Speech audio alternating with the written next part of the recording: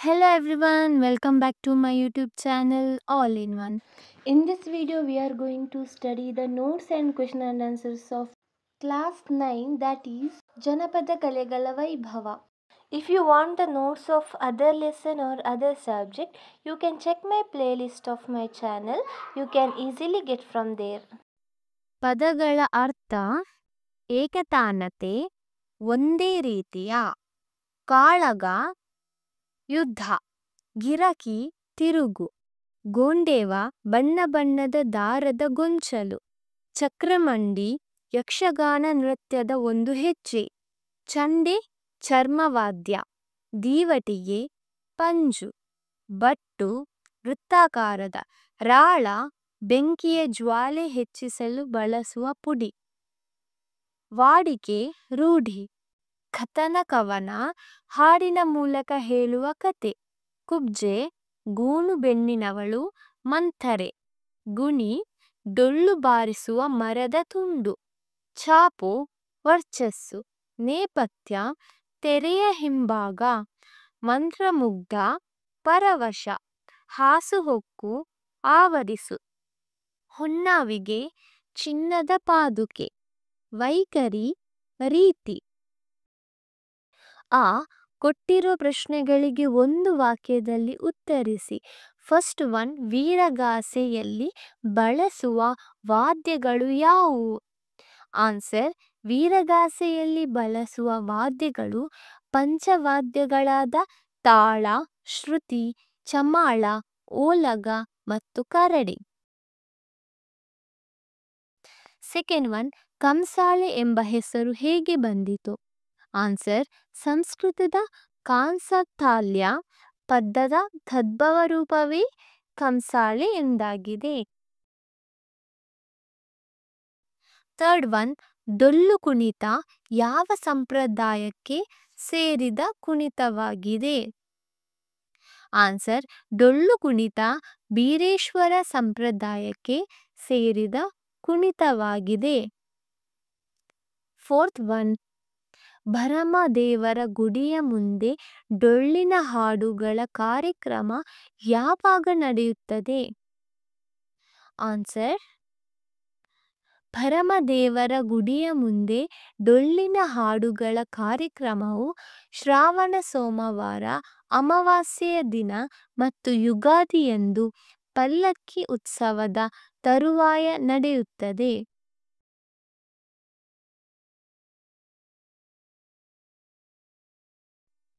Fifth one, ಯಕ್ಷಗಾನದ 3 ಶೈಲಿಗಳು ಯಾವುವು? ಆನ್ಸರ್: ಯಕ್ಷಗಾನದ 3 ಶೈಲಿಗಳು ತೆಂಕುತಿಟ್ಟು, ಬಡಗುತಿಟ್ಟು ಮತ್ತು ಬಡಬಡಗುತಿಟ್ಟು. ಕೊಟ್ಟಿರೋ ಪ್ರಶ್ನೆಗಳಿಗೆ 3-4 ವಾಕ್ಯಗಳಲ್ಲಿ ಉತ್ತರಿಸಿ. ಫಸ್ಟ್ ಒನ್, ವೀರಗಾಸೆ ಕುಣಿತದ ವೇಷಭೂಷಣಗಳು ಹೇಗಿರುತ್ತವೆ? ವಿವರಿಸಿ. ಆನ್ಸರ್: ವೀರಗಾಸೆ ಕುಣಿತದ ವೇಷಭೂಷಣ ವಿಶೇಷವಾಗಿರುತ್ತದೆ. ಬಿಳಿಯ ಪಂಚೆಯ ವೀರಗಚ್ಚೆ, ತಲೆಗೆ ಅರಿಶಿನ ಅಥವಾ ನೀಲಿ ಬಣ್ಣದ ರುಮಾಲು, ಕಾವಿ ಬಣ್ಣದ ಕಸೆಯಂಗಿ, ಕೊರಳಲ್ಲಿ ರುದ್ರಾಕ್ಷಿ ಸರ, ಹಣೆಗೆ ವಿಭೂತಿ, ಕರ್ಣಕುಂಡಲ, ಸೊಂಟಪಟ್ಟಿ, ಬಿಚ್ಚುಗತ್ತಿ ಹಾಗೂ ಕಾಲೆಜ್ಜೆ ಧರಿಸುತ್ತಾರೆ.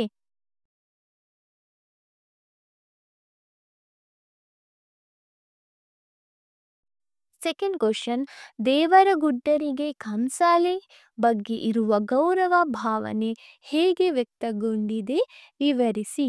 ಆನ್ಸರ್: ಕಂಸಾಳೆಯ ಮಹಿಮೆ ಅಪಾರ ಎಂದು ಭಾವಿಸುವ ಗುಡ್ಡರು ಅದನ್ನು ಕೈಗೆತ್ತಿಕೊಳ್ಳುವ ಮೊದಲು ಎಲ್ಲಾಲೆ ಹೆತ್ತಯ್ಯ ನಮ್ಮಪ್ಪಾಜಿ, ಮಾಯಗಾರ, ಮಾದೇವ ನಿನ್ನ ಪಾದವೇ ಗತಿ ಕಣಪ್ಪ, ಶರಣು ಶರಣಾರ್ಥಿ ಎಂದು ನಮಸ್ಕರಿಸಿ ಕಣ್ಣಿಗೊತ್ತಿಕೊಂಡು ಅನಂತರ ಬಾರಿಸಲು ಪ್ರಾರಂಭಿಸುತ್ತಾರೆ.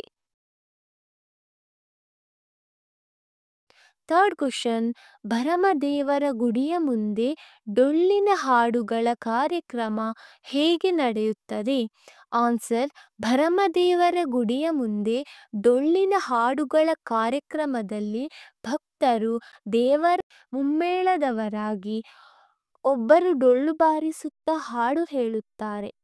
ಹಿಮ್ಮೇಳದಲ್ಲಿ ಹಲವಾರು ತಾಳ ಮತ್ತು ಕೊಳಲು ಬಾರಿಸುತ್ತಾ ಮುಮ್ಮೇಳದವರು ಹೇಳಿಕೊಟ್ಟ ಹಾಡಿನ ಭಾಗವನ್ನು ಹೇಳುತ್ತಾರೆ. ಸ್ವಾಮಿ ನಮ್ಮಯ್ಯ ದೇವರು ಬಂದಾಣ ಬನ್ನಿರೆ, ಗುರುವೇ ನಮ್ಮಯ್ಯ ದೇವರು ಬಂದಾಣ ಬನ್ನಿರೆ ಎಂದು ಡೊಳ್ಳಿನ ಹಾಡುಗಳ ಕಾರ್ಯಕ್ರಮ ನಡೆಯುತ್ತದೆ.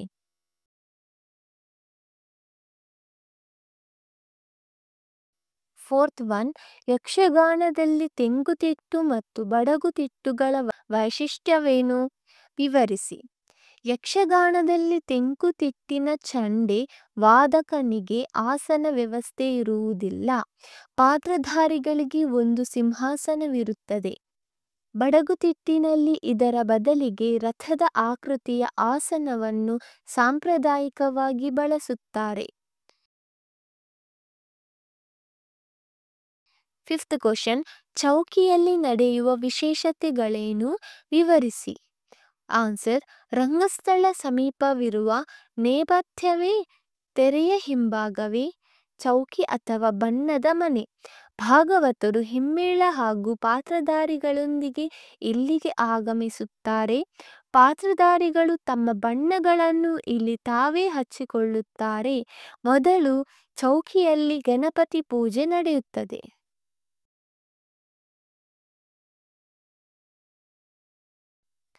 ಈ ಕೊಟ್ಟಿರುವ ಪ್ರಶ್ನೆಗಳಿಗೆ 8 ಅಥವಾ 10 ವಾಕ್ಯಗಳಲ್ಲಿ ಉತ್ತರಿಸಿ. ಫಸ್ಟ್ ಕ್ವಶನ್, ವೀರಗಾಸೆ ನರ್ತಕನ ಒಡಪಿನೊಂದಿಗಿನ ಕುಣಿತ ಹೇಗಿರುತ್ತದೆ? ಆನ್ಸರ್, ಅಹಹ ರುದ್ರ, ಅಹಹ ದೇವ ಎಂದು ವೀರಗಾಸೆಯ ನರ್ತಕ ಹೇಳುವ ಒಡಪಿನೊಂದಿಗೆ ಕುಣಿತ ಪ್ರಾರಂಭವಾಗುತ್ತದೆ. ಈ ಕುಣಿತದಲ್ಲಿ ವೀರಭದ್ರ ಹುಟ್ಟಿದ ಸಂದರ್ಭದ ವರ್ಣನೆ ಮಾಡಲಾಗಿದೆ. ಈ ರೀತಿಯಲ್ಲಿ ಒಡವನ್ನು ಹೇಳಲಾಗುತ್ತದೆ. ವೀರಭದ್ರ ದೇವರು ಹುಟ್ಟಿದ ರೂಪ ಎಂದೊಡೆ ಹುಟ್ಟಿದಾಗಲೇ ಹೂವಿನ ಗಾಸೆ, ಮಂಜುಳಗಾಸೆ, ಬ್ರಹ್ಮಗಾಸೆ, ವಿಷ್ಣುಗಾಸೆ, ರುದ್ರಗಾಸೆ, ಮೆಟ್ಟಿದ ಹೊನ್ನಾವಿಕೆ, 1000 ಶಿರ, 3000 ನಯನ, 2000 ಭುಜ, ಕೆಕ್ಕರಿಸಿದ ಕಣ್ಣು, ಜುಂಜುಮಂಡೆ ಇಂತಪ್ಪ ಶ್ರೀ ವೀರಭದ್ರ ದೇವರು ಹೋಮದ ಕುಂಡದ ಒಳಗೆ ಹೇಗೆ ಬರುತ್ತಾರೆಂದರೆ, ವೀರಗಾಸೆಯ ನರ್ತಕನು ದಕ್ಷಯಾಗ, ವೀರಭದ್ರನ ಜನನ ಮತ್ತು ವೀರಭದ್ರನ ವಿಜಯ ಮುಂತಾದ ಒಡಪುಗಳನ್ನು ಹೇಳುತ್ತಾನೆ. ಇದಕ್ಕೆ ಖಡ್ಗ ಎಂದು ಕರೆಯುತ್ತಾರೆ. ಉತ್ತರ ಕರ್ನಾಟಕದಲ್ಲಿ ಒಡಪು ಎನ್ನುವರು. ಮತ್ತೊಬ್ಬ ವ್ಯಕ್ತಿ ಭಲರೇ ವೀರ, ಅಹಹ ವೀರ ಎಂದು ಕಾಕು ಹೇಳುತ್ತಾ ಜಾಗಟೆ ಬಡಿಯುತ್ತಾ ನಿಧಾನವಾಗಿ ವೀರಭದ್ರನ ಸುತ್ತ ತಿರುಗುತ್ತಾನೆ.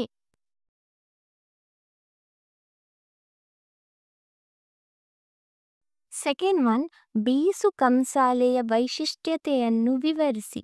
ಆನ್ಸರ್, ಬೀಸು ಕಂಸಾಲೆ ದೇವರಗುಡ್ಡರ ವಿಶಿಷ್ಟ ನೃತ್ಯ. ಕರ್ನಾಟಕದ ಜನಪದ ನೃತ್ಯಗಳಲ್ಲಿ ಪೂರ್ವವಾದದ್ದು. ಇದರಲ್ಲಿ ತಾರ್ಬಟ್ಲು, ತಟ್ಬಟ್ಲು ಮುಂತಾದ ಬಗೆಗಳಿವೆ. 4 ಮಂದಿ ಗುಡ್ಡರು ಒಂದು ಕಡೆ ನಿಂತು ಲಿಂಗ ಬಾ ಮುದ್ದು ಲಿಂಗ ಬಾ, ನಮ್ಮ ಮುದ್ದು ಮಾದಯ್ಯನ ಲಿಂಗ ಬಾ ಎಂದು ಹಾಡುತ್ತಾರೆ. ಕಂಸಾಲೆ ಹಿಡಿದ ಗುಡ್ಡ ತಾಳಕ್ಕೆ ತಕ್ಕಂತೆ ವಿವಿಧ ವಿನ್ಯಾಸದಲ್ಲಿ ಬಾರಿಸುತ್ತಾ ಕುಣಿಯುತ್ತಾನೆ. ತಲೆಯ ಮೇಲೆ, ಬೆನ್ನ ಹಿಂದೆ, ಕಾಲ ಕೆಳಗೆ ಕುಳಿತು, ನಿಂತು, ಬಾಗಿ, ಬಳುಕಿ ತೀವ್ರಗತಿಯಲ್ಲಿ ನರ್ತಿಸುವ ಭಂಗಿ ಆಶ್ಚರ್ಯಕರ ಹಾಗೂ ಅದ್ಭುತ. ಒಮ್ಮೊಮ್ಮೆ ಇಬ್ಬರು ಗುಡ್ಡರು ಕಲೆತು ನರ್ತಿಸುವುದುಂಟು. ಒಬ್ಬರ ಕಂಸಾಲೆಗೆ ಮತ್ತೊಬ್ಬರು ಕುಟ್ಟುತ್ತಾ ಕುಣಿಯುವ ವೈಖರಿ ಆಕರ್ಷಕವಾಗಿರುತ್ತದೆ.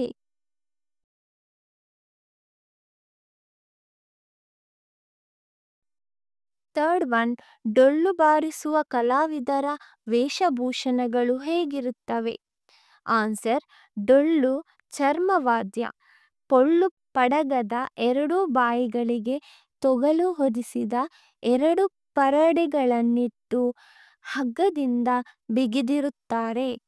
ಸಾಮಾನ್ಯವಾಗಿ ಡೊಳ್ಳು ಬಾರಿಸುವವರು ದೇಹದ ಮೇಲುಭಾಗಕ್ಕೆ ಕರಿಯ ಕಂಬಳಿಯನ್ನು, ಸೊಂಟದ ಭಾಗಕ್ಕೆ ಮೊಳಕಾಲು ಮೇಲೆ ಬರುವಂತೆ ಕಚ್ಚೆ ಪಂಚೆಯನ್ನು ಉಡುತ್ತಾರೆ. ಕೆಲವೊಮ್ಮೆ ಹುಲಿಯ ಚರ್ಮದ ರೀತಿಯ ಉಡುಪನ್ನು ಧರಿಸುತ್ತಾರೆ. ಕುಣಿತದ ಕಾಲಕ್ಕೆ ವಾದ್ಯಗಾರರು ಹಸಿರು ಇಲ್ಲವೇ ಕೆಂಪು ಬಣ್ಣದ ಗಗ್ಗರಿ ಅಂಗಿ ಟೊಪ್ಪಿಗೆ ತೊಡುವರು. ಎರಡೂ ಕೈಗಳಲ್ಲೂ ಅದೇ ಬಣ್ಣದ ಕರವಸ್ತ್ರ ಹಿಡಿದಿರುತ್ತಾರೆ. ಕುಣಿತಕ್ಕೆ ಹಿನ್ನೆಲೆಯಾಗಿ ಡೊಳ್ಳು, ತಾಳ ಮತ್ತು ಕೊಳಲು ಇರುತ್ತವೆ.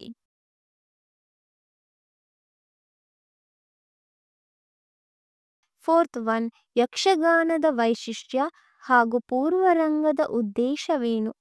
ಆನ್ಸರ್: ಯಕ್ಷಗಾನದ ಪೂರ್ವರಂಗ ವಿಶಿಷ್ಟವಾದುದು. ಮೊದಲು ಚೌಕಿಯಲ್ಲಿ ಗಣಪತಿ ಪೂಜೆ ನಡೆಯುತ್ತದೆ. ತದನಂತರ ಕೋಡಂಗಿಗಳು ರಂಗ ಪ್ರವೇಶಿಸುವರು. ಗಣಪತಿ ಸ್ತುತಿಯ ಬಳಿಕ ವಿಷ್ಣು, ಪರಮೇಶ್ವರ, ದುರ್ಗೆ ಮೊದಲಾದ ದೇವತೆಗಳ ಸ್ತುತಿಯನ್ನು ಭಾಗವತರು ಮಾಡುತ್ತಾರೆ. ಹಾಡಿನ ನಂತರ ಭಾಗವತರಿಂದ ಸಭಾವಂದನೆ, ಅನಂತರ ಕೋಡಂಗಿಗಳು ಕುಣಿದು ಕುಪ್ಪಳಿಸಿ ಪ್ರೇಕ್ಷಕರನ್ನು ರಂಜಿಸುತ್ತಾರೆ. ನಂತರ ಬಾಲಗೋಪಾಲರ ಆಗಮನ ಹಾಗೂ ಸ್ತ್ರೀ ವೇಷಗಳ ಕುಣಿತ. ಪುರುಷರೇ ಸ್ತ್ರೀ ವೇಷ ಹಾಕುವುದು ಯಕ್ಷಗಾನದ ವೈಶಿಷ್ಟ್ಯ. ಯಕ್ಷಗಾನದ ಪೂರ್ವರಂಗ ಎಂದು ಕರೆಯಲಾಗುವ ಬಾಲಗೋಪಾಲ ಸ್ತ್ರೀ ವೇಷಗಳ ಉದ್ದೇಶ ಮುಂದಿನ ಕಥಾ ಪ್ರಸಂಗಕ್ಕೆ ಪ್ರೇಕ್ಷಕರನ್ನು ಮಾನಸಿಕವಾಗಿ ಅಣಿಗೊಳಿಸುವುದೇ ಆಗಿದೆ. ಪುನಃ ದೇವತಾ ಸ್ತುತಿ ಅದಾದ ನಂತರ ಅಂದಿನ ಪ್ರಸಂಗಕ್ಕೆ ಸಂಬಂಧಿಸಿದಂತೆ ಒಡ್ಡೋಲಗ ಪ್ರಾರಂಭವಾಗುತ್ತದೆ. ಪಾತ್ರಧಾರಿಗಳು ಭಾಗವತರಿಗೆ ಆನಂತರ ರಂಗಸ್ಥಳಕ್ಕೆ ವಂದಿಸಿ ಕುಣಿದು ತಮ್ಮ ಸಾಮರ್ಥ್ಯ ಪ್ರದರ್ಶಿಸುತ್ತಾರೆ.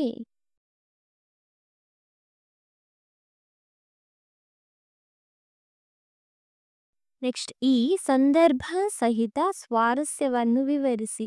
ಫಸ್ಟ್ ಒನ್, ಅಹಹ ರುದ್ರ ಅಹಹ ದೇವ. ಆನ್ಸರ್: ಆಯ್ಕೆ: ಪ್ರಸ್ತುತ ವಾಕ್ಯವನ್ನು ಜನಪದ ಕಲೆಗಳ ವೈಭವ ಎಂಬ ಗದ್ಯ ಭಾಗದಿಂದ ಆಯ್ದುಕೊಂಡಿದೆ. ಸಂದರ್ಭ: ವೀರಗಾಸೆಯ ಕುಣಿತ ಒಡಪಿನೊಂದಿಗೆ ಹೇಗೆ ಆರಂಭವಾಗುತ್ತದೆ ಎಂದು ವಿವರಿಸುವ ಸಂದರ್ಭದಲ್ಲಿ ಈ ಮಾತನ್ನು ಹೇಳಲಾಗಿದೆ. ಅಹಹ ರುದ್ರ ಅಹಹ ದೇವ ಎಂದು ವೀರಗಾಸೆಯ ನರ್ತಕ ಹೇಳುವ ಒಡಪಿನೊಂದಿಗೆ ಕುಣಿತ ಪ್ರಾರಂಭವಾಗುತ್ತದೆ. ಈ ಕುಣಿತದಲ್ಲಿ ವೀರಭದ್ರ ಹುಟ್ಟಿದ ಸಂದರ್ಭದ ವರ್ಣನೆ ಮಾಡಲಾಗುತ್ತದೆ. ಸ್ವಾರಸ್ಯ: ವೀರಗಾಸೆಯ ಹೆಸರಿಗೆ ತಕ್ಕಂತೆ ಉತ್ಸಾಹ ತುಂಬಿದ ವೀರತನದ ಮಾತುಗಳಿಂದ ಕುಣಿತ ಆರಂಭವಾಗುವುದು ಸ್ವಾರಸ್ಯವಾಗಿದೆ.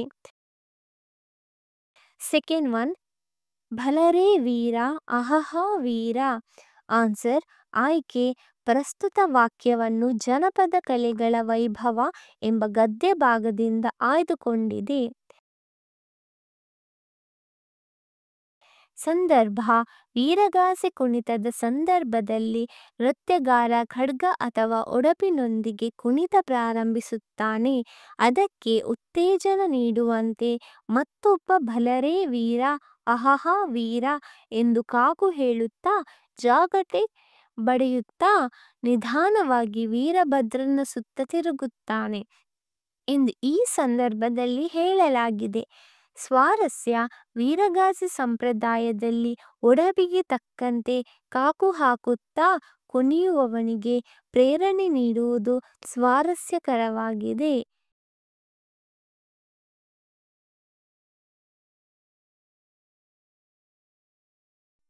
ಥರ್ಡ್ ಒನ್, ಎಲ್ಲಲೇ ಹೆತ್ತಯ್ಯ ನಮ್ಮಪ್ಪಾಜಿ. ಆನ್ಸರ್: ಆಯ್ಕೆ: ಪ್ರಸ್ತುತ ಈ ವಾಕ್ಯವನ್ನು ಜನಪದ ಕಲೆಗಳ ವೈಭವ ಎಂಬ ಗದ್ಯದಿಂದ ಆಯ್ದುಕೊಂಡಿದೆ. ಸಂದರ್ಭ: ಕಂಸಾಳೆಯ ಗುಡ್ಡರು ತಮ್ಮ ಪವಿತ್ರ ಸಾಧನವಾದ ಕಂಸಾಳೆಯನ್ನು ಭಕ್ತಿ ಹಾಗೂ ಗೌರವ ಭಾವನೆಗಳಿಂದ ಕಾಣುವ ಬಗೆಯನ್ನು ತಿಳಿಸುವ ಸಂದರ್ಭದಲ್ಲಿ ಈ ಮಾತನ್ನು ಉದಾಹರಿಸಲಾಗಿದೆ.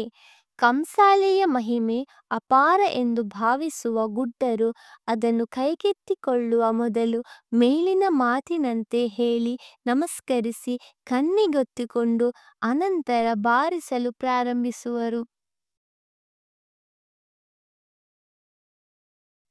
ಸ್ವಾರಸ್ಯ: ಕಂಸಾಳೆ ಗುಡ್ಡರಿಗೆ ಕಂಸಾಳೆ ಹಾಗೂ ಮಹದೇಶ್ವರನ ಬಗ್ಗೆ ಹೊಂದಿರುವ ಭಕ್ತಿ ಗೌರವಗಳು ಈ ಮಾತುಗಳನ್ನು ಸ್ವಾರಸ್ಯಕರವಾಗಿ ವ್ಯಕ್ತವಾಗಿದೆ.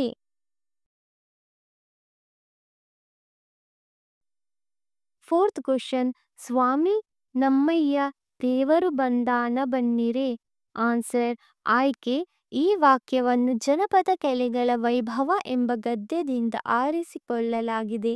ಸಂದರ್ಭ: ಡೊಳ್ಳು ಕುಣಿತದ ಸಂದರ್ಭದಲ್ಲಿ ಹಾಡಲಾಗುವ ಹಾಡಿನ ವೈಶಿಷ್ಟ್ಯದ ಬಗ್ಗೆ ತಿಳಿಸುವ ಸಂದರ್ಭದಲ್ಲಿ ಅವರು ಹಾಡುವ ಹಾಡನ್ನು ಉದಾಹರಿಸಲಾಗಿದೆ. ಯುಗಾದಿಯನ್ನು ಪಲ್ಲಕ್ಕಿ ಉತ್ಸವದ ತರುವಾಯ ಭರಮದೇವರ ಗುಡಿಯ ಮುಂದೆ ಡೊಳ್ಳಿನ ಹಾಡುಗಳ ಕಾರ್ಯಕ್ರಮ ನಡೆಯುತ್ತದೆ. ಆ ಸಂದರ್ಭದಲ್ಲಿ ಈ ಮೇಲಿನಂತೆ ಡೊಳ್ಳಿನ ಹಾಡು ಪ್ರಾರಂಭವಾಗುತ್ತದೆ.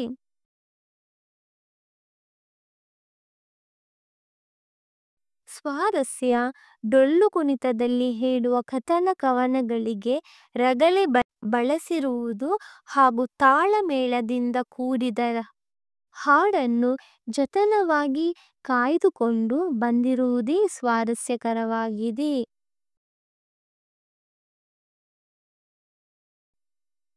ಫಿಫ್ತ್ ಒನ್: ದುಷ್ಟ ನಿಗ್ರಹ ಶಿಷ್ಟ ಪರಿಪಾಲನೆ. ಆಯ್ಕೆ. ಈ ವಾಕ್ಯವನ್ನು ಜನಪದ ಕಲೆಗಳ ವೈಭವ ಎಂಬ ಗದ್ಯದಿಂದ ಆಯ್ದುಕೊಂಡಿದೆ. ಸಂದರ್ಭ: ಯಕ್ಷಗಾನದ ಪ್ರಸಂಗಗಳನ್ನು ರಚಿಸುವಾಗ ಪ್ರಮುಖವಾಗಿ ಪಾಲಿಸಲಾಗುವ ತತ್ವವನ್ನು ಕುರಿತು ಈ ಸಂದರ್ಭದಲ್ಲಿ ಹೇಳಲಾಗಿದೆ. ಯಕ್ಷಗಾನ ಜನರಲ್ಲಿ ಧಾರ್ಮಿಕ ಮತ್ತು ನೀತಿ ಪ್ರಜ್ಞೆಗಳನ್ನು ಬೆಳೆಸಲು ಸಹಕಾರಿಯಾಗಿದ್ದು, ಯಕ್ಷಗಾನ ಪ್ರಸಂಗ ರಚಿಸಿದವರು ಈ ಮೇಲಿನಂತೆ ದುಷ್ಟ ನಿಗ್ರಹ ಶಿಷ್ಟ ಪರಿಪಾಲನಾ ತತ್ವಗಳನ್ನು ಪ್ರಸಂಗಗಳಲ್ಲಿ ಅಳವಡಿಸಿರುತ್ತಾರೆ. ಸ್ವಾರಸ್ಯ: ಯಕ್ಷಗಾನ ಕೇವಲ ಮನರಂಜನೆ ಮಾತ್ರವಾಗಿರದೆ ಜನರಲ್ಲಿ ಧಾರ್ಮಿಕ ಮತ್ತು ನೀತಿ ಪ್ರಜ್ಞೆಯ ಮೌಲ್ಯಗಳನ್ನು ಬೆಳೆಸುವ ಮಾಧ್ಯಮವಾಗಿರುವುದು ಸ್ವಾರಸ್ಯವಾಗಿದೆ.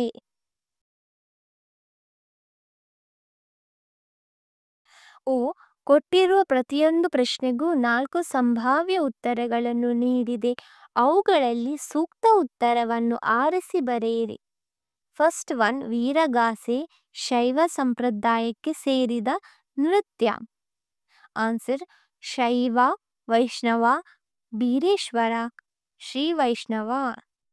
ಸೆಕೆಂಡ್ ಒನ್: ಕಂಸಾಳೆ ಗುಡ್ಡರು ಕಂಸಾಳೆಯನ್ನು ಕೈಗೆತ್ತಿಕೊಳ್ಳುವ ಮೊದಲು ಮಹದೇಶ್ವರ ದೇವರನ್ನು ಸ್ಮರಿಸುತ್ತಾರೆ. ಆನ್ಸರ್: ಭೈರವೇಶ್ವರ, ಮಹದೇಶ್ವರ, ನಂಜುಂಡೇಶ್ವರ, ವೈದ್ಯೇಶ್ವರ.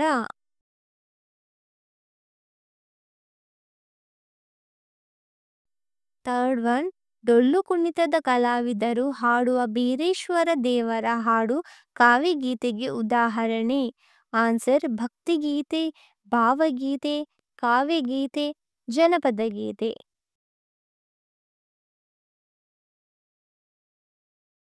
ನೆಕ್ಸ್ಟ್ ಹೊಂದಿಸಿ ಬರೆ.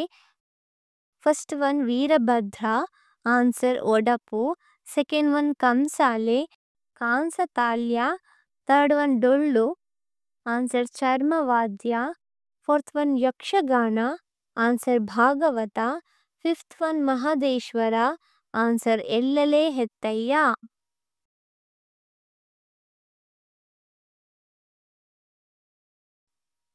ಭಾಷಾ ಚಟುವಟಿಕೆ ಕೊಟ್ಟಿರೋ ಪ್ರಶ್ನೆಗಳಿಗೆ ಉತ್ತರ ಬರೆಯಿರಿ. ಫಸ್ಟ್ ಒನ್: ಜಸ್ಟ್ರಸಂಧಿಯ ಸೂತ್ರವೇನು? ಆನ್ಸರ್: ಪೂರ್ವ ಪದದ ಕೊನೆಯಲ್ಲಿರುವ ವರ್ಗ ಪ್ರಥಮ ಅಕ್ಷರಕ್ಕೆ ಅಂದರೆ ಕ್, ಚ, ಟ, ತ, ಪ ಗಳಿಗೆ ಅದೇ ವರ್ಗದ ತೃತೀಯ ವರ್ಗದ ಅಂದರೆ ಗ, ಜ, ಡ, ದ, ಬ ಗಳು ಅಂದರೆ ಜಶ್ ಅಕ್ಷರಗಳು ಆದೇಶವಾಗಿ ಬಂದರೆ ಅದೇ ಜತ್ವ ಸಂಧಿ. ಸೆಕೆಂಡ್ ಒನ್, ಶ್ರುತ್ವ ಸಂಧಿಯನ್ನು ನಿದರ್ಶನದೊಂದಿಗೆ ವಿವರಿಸಿ. ಆನ್ಸರ್: ಸ ಕ ರ ಥ ವರ್ಗಗಳು ಶ ಕಾರ ಛ ವರ್ಗಗಳು ಅಂದರೆ ಸ್ಟು ಅಕ್ಷರಗಳು ಆದೇಶವಾಗಿ ಬಂದರೆ ಅಂತಹ ಸಂಧಿಗಳು ಶ್ರುತ್ವ ಸಂಧಿ ಎಂದು ಕರೆಯುವರು. ನೆಕ್ಸ್ಟ್, ನಿದರ್ಶನ. ಮನಸ್ ಪ್ಲಸ್ ಶುದ್ಧಿ, ಮನಃಶುದ್ಧಿ. ಸ ಶ ಉ ಶ ಶ ಉ. ಇಲ್ಲಿ ಪೂರ್ವಪದದ ಅಂತ್ಯದಲ್ಲಿನ ಸಕಾರಕ್ಕೆ ಪರಪದದ ಆದಿಯಲ್ಲಿರುವ ಶಕಾರ ಪರವಾಗಿ ಸಂಧಿಯಾದಾಗ ಪೂರ್ವಪದದ ಅಂತ್ಯದ ಸಕಾರಕ್ಕೆ ಶಕಾರ ಆದೇಶವಾಗಿ ಬಂದಿರುವುದು. ಥರ್ಡ್ ಒನ್, ಕೊಟ್ಟಿರೋ ಪದಗಳ ಸಂಧಿ ಹೆಸರಿಸಿ. ವಾಗ್ಲೇವಿ ಜತ್ವ ಸಂಧಿ, ಚಿದಾನಂದ ಜತ್ವ ಸಂಧಿ. ನೆಕ್ಸ್ಟ್, ಈ ಕೊಟ್ಟಿರೋ ವಿಷಯಗಳನ್ನು ಕುರಿ ಪ್ರಬಂಧ ಬರೆಯಿರಿ. ಫಸ್ಟ್ ಒನ್, ಸಾವಯವ ಕೃಷಿ. ಸೆಕೆಂಡ್ ಒನ್, ಮಳೆ ಕೊಯ್ಲು. ಪ್ರಬಂಧ. ಫಸ್ಟ್ ಒನ್, ಸಾವಯವ ಕೃಷಿ. ಪೀಠಿಕೆ. ಹಿಂದೆ ನಮ್ಮ ಹಿರಿಯರು ಯಾವುದೇ ರಾಸಾಯನಿಕ ಗೊಬ್ಬರ ಮತ್ತು ಕೀಟನಾಶಕಗಳನ್ನು ಬಳಸದೆ ಪ್ರಕೃತಿಯ ನಿಯಮಗಳಿಗನುಗುಣವಾಗಿ ಕೃಷಿ ಮಾಡುತ್ತಿದ್ದರು. ಅದನ್ನು ನಾವು ಸಾವಯವ ಕೃಷಿ ಎಂದು ಕರೆಯುತ್ತೇವೆ.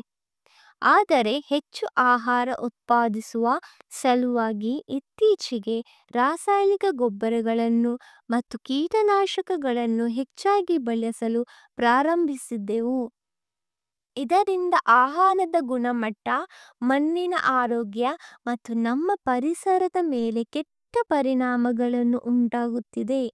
ಈ ಸಮಸ್ಯೆಗಳಿಗೆ ಪರಿಹಾರವಾಗಿ ಇಂದು ಸಾವಯವ ಕೃಷಿಯು ಮತ್ತೆ ಪ್ರಾಮುಖ್ಯತೆ ಪಡೆಯುತ್ತಿದೆ.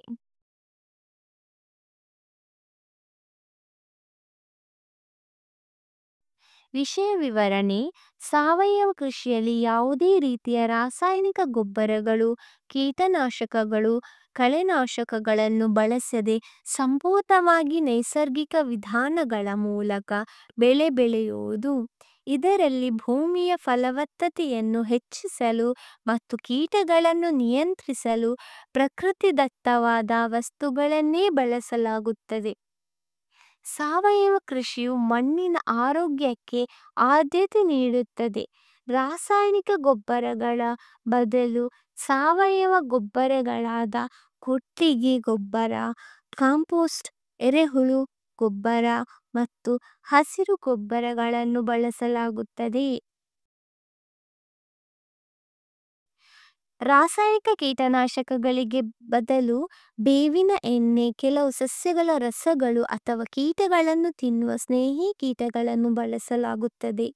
ಇದು ಪರಿಸರಕ್ಕೆ ಯಾವುದೇ ಹಾನಿ ಮಾಡುವುದಿಲ್ಲ. ಸಾವಯವ ಕೃಷಿ ವಿಧಾನದಲ್ಲಿ ಬೆಳೆದ ಆಹಾರ ಪದಾರ್ಥಗಳು ರಾಸಾಯನಿಕ ಮುಕ್ತವಾಗಿರುವುದರಿಂದ ಹೆಚ್ಚು ಸುರಕ್ಷಿತ ಮತ್ತು ಪೌಷ್ಟಿಕಾಂಶಭರಿತವಾಗಿರುತ್ತವೆ. ಇಂತಹ ಆಹಾರ ಸೇವನೆಯಿಂದ ನಮ್ಮ ದೇಹ ಆರೋಗ್ಯವಾಗಿರುತ್ತದೆ. ನಮ್ಮ ಮಣ್ಣು, ನೀರು ಮತ್ತು ಗಾಳಿ ಕಲುಷಿತಗೊಳ್ಳುವುದಿಲ್ಲ. ಇದು ಪಕ್ಷಿಗಳು, ಕೀಟಗಳು ಮತ್ತು ಸೂಕ್ಷ್ಮಜೀವಿಗಳು ಸೇರಿದಂತೆ ಪ್ರಕೃತಿಯ ಸಮತೋಲನವನ್ನು ಕಾಪಾಡಲು ಸಹಾಯ ಮಾಡುತ್ತದೆ. ರೈತರಿಗೆ ಆರ್ಥಿಕ ಲಾಭ ಸಹ ಇದೆ. ಉಪಸಂಹಾರ. ಸಾವಯವ ಕೃಷಿಯು ಕೇವಲ ಒಂದು ಕೃಷಿ ಪದ್ಧತಿಯಾಗಿರದೆ ಇದು ಒಂದು ಜೀವನ ಶೈಲಿಯಾಗಿದೆ. ಇದು ಭೂಮಿ, ನೀರು, ಗಾಳಿ ಮತ್ತು ಮನುಷ್ಯರ ಆರೋಗ್ಯದ ಬಗ್ಗೆ ಕಾಳಜಿ ವಹಿಸುವ ಸಮಗ್ರ ವಿಧಾನವಾಗಿದೆ. ಸರ್ಕಾರಗಳು, ರೈತರು ಮತ್ತು ಗ್ರಾಹಕರು ಒಟ್ಟಾಗಿ ಕೆಲಸ ಮಾಡಿದರೆ ಸಾವಯವ ಕೃಷಿಯನ್ನು ಇನ್ನಷ್ಟು ಉತ್ತೇಜಿಸಬಹುದು ಮತ್ತು ಸಮೃದ್ಧ ಭೂಮಿ ಹಾಗೂ ಸದೃಢ ಭವಿಷ್ಯವನ್ನು ನಿರ್ಮಿಸಬಹುದು. ಪ್ರತಿಯೊಬ್ಬರೂ ಸಾವಯವ ಉತ್ಪನ್ನಗಳನ್ನು ಬೆಂಬಲಿಸುವ ಮೂಲಕ ಈ ಬದಲಾವಣೆಗೆ ಕೊಡುಗೆ ನೀಡಬಹುದು.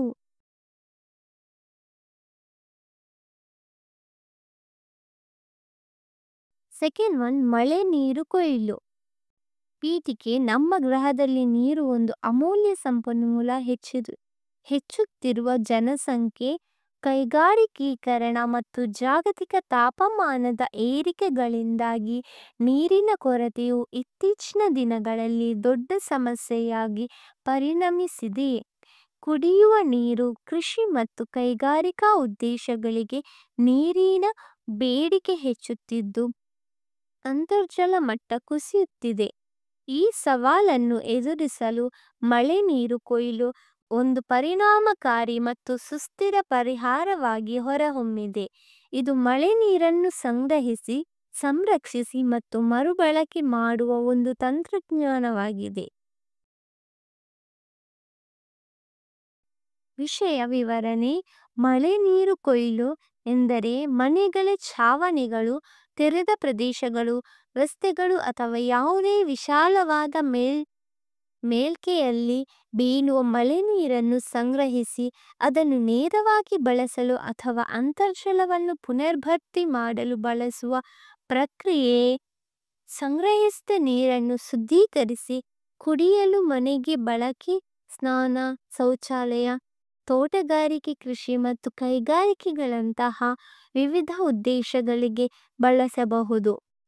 ಇದು ನೀರಿನ ಕೊರತೆಯನ್ನು ನಿವಾರಿಸಲು ಸಹಾಯ ಮಾಡುತ್ತದೆ. ಅಂತರ್ಜಲ ಮಟ್ಟ ಹೆಚ್ಚಾಗುತ್ತದೆ. ಇದರಿಂದ ಬೇಸಿಗೆಯಲ್ಲಿ ನೀರಿನ ಸಮಸ್ಯೆಯನ್ನು ಕಡಿಮೆ ಮಾಡಬಹುದು.